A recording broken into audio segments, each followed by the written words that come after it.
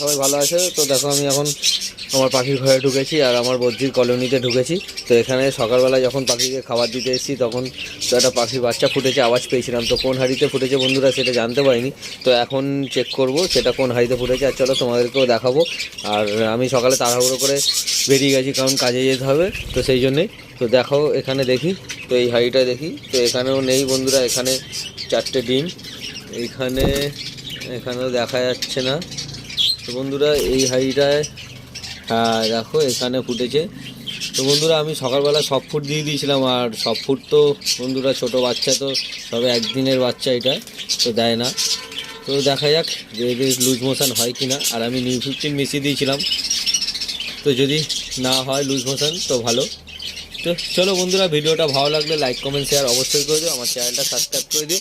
আর চলো দেখো এখানে আমার প্রতিটা হাঁড়িতে ডিম আছে, তোমাদেরকে দেখাবো। চলো গুড বাই, টাটা।